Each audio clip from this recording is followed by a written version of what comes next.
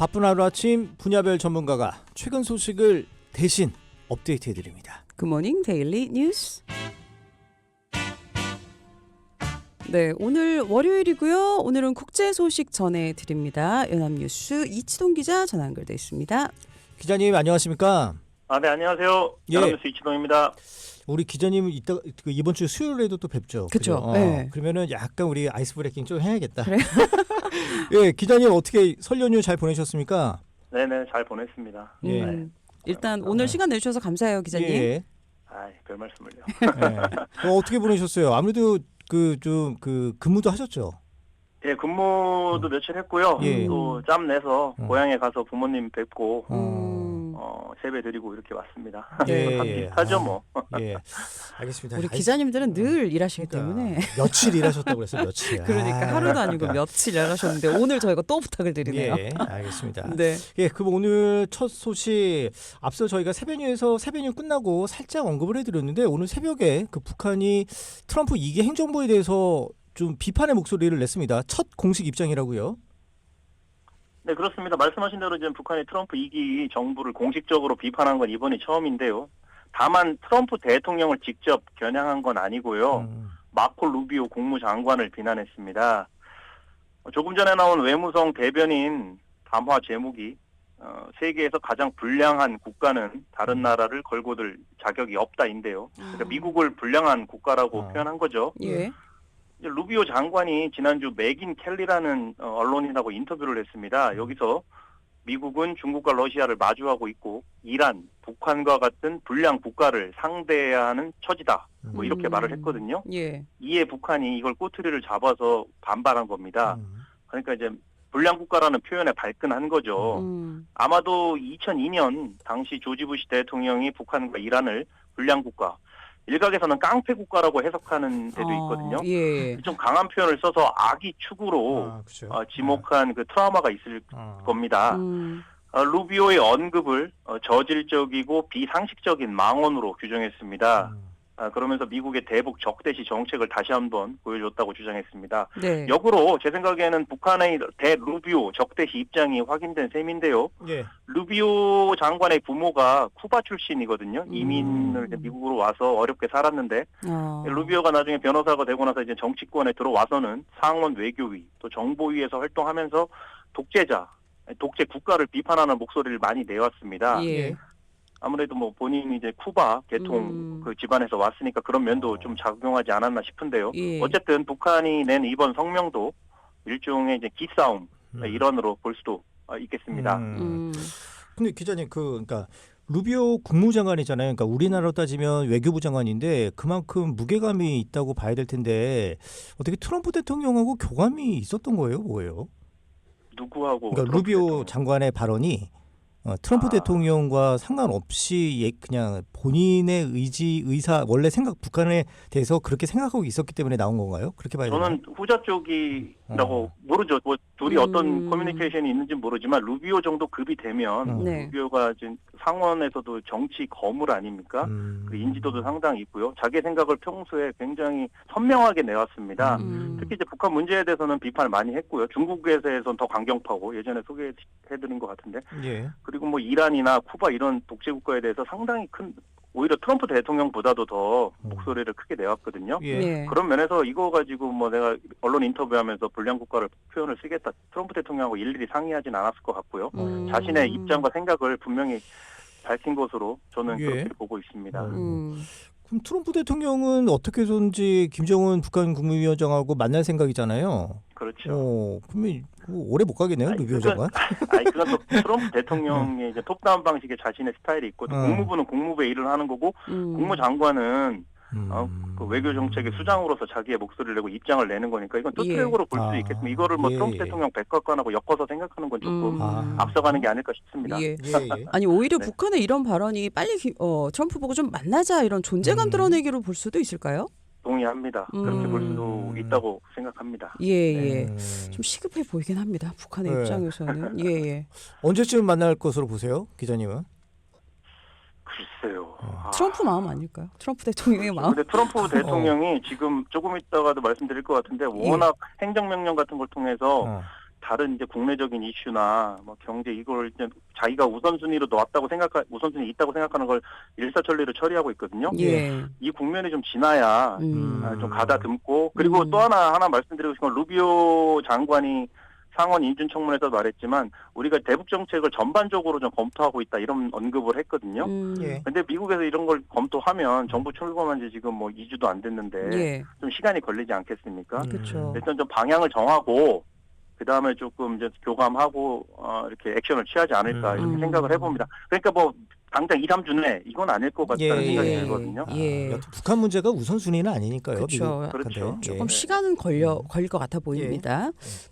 네. 그리고 근데 지금 트럼프 얘기를 쭉 이어가다 보면 확실히 한다면 한다인 것 같습니다. 트럼프 대통령이 캐나다, 멕시코, 중국 겨냥해서 이제 폭탄 관세를 발표를 했는데요.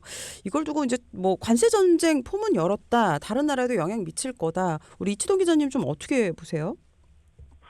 글쎄요, 말씀하신 대로 이제 방아쇠를 당기고 관세 전쟁이 시작된 셈인데 요즘 두 가지 이슈가 세계 주식 시장 등 이제 경제 분야를 흔들고 있습니다. 예. 하나는 이제 중국판 챗 GPT인 딥시크. 네. 이 충격이 크죠. 또 예. 하나가 이제 말씀하신 트럼프 대통령의 관세 무기화입니다. 이 관세를 무기화하고 있다는 표현이 상당히 적절하다는 생각이 드는데요. 예. 어제죠.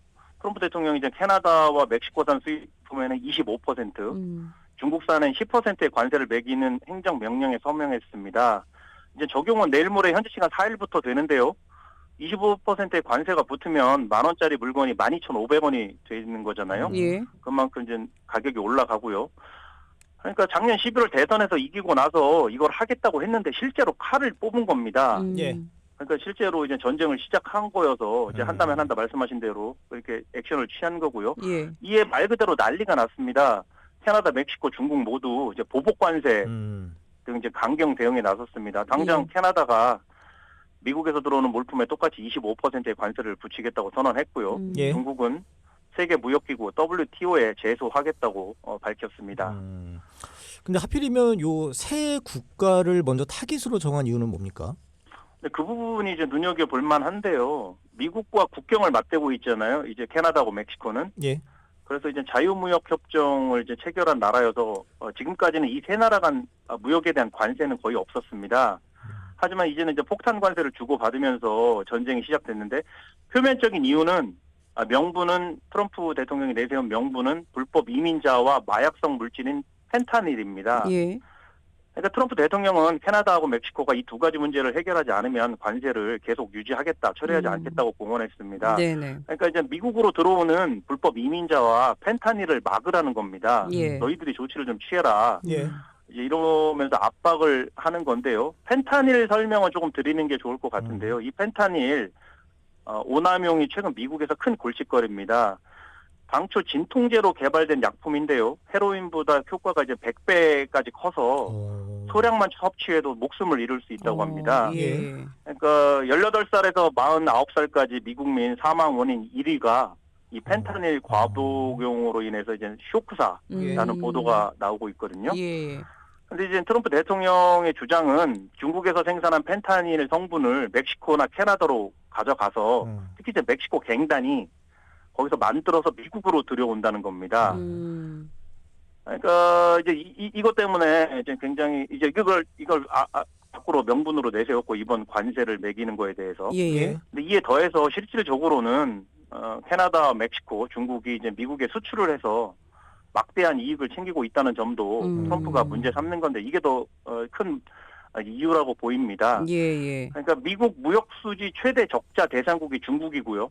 2위가 멕시코, 캐나다가 6위입니다. 예. 그리고 한국이 이제 8위이거든요. 예. 그러니까 이런 이제 미국을 상대로 상당한 무역 흑자를 보는 나라들이 이제 관세 전쟁의 대상이 되는 거죠. 예. 그러니까 관세의 목적은 크게 세 가지가 있습니다. 요거까지만 좀 말씀을 드리고 싶은데요. 우선 세수 중대. 예.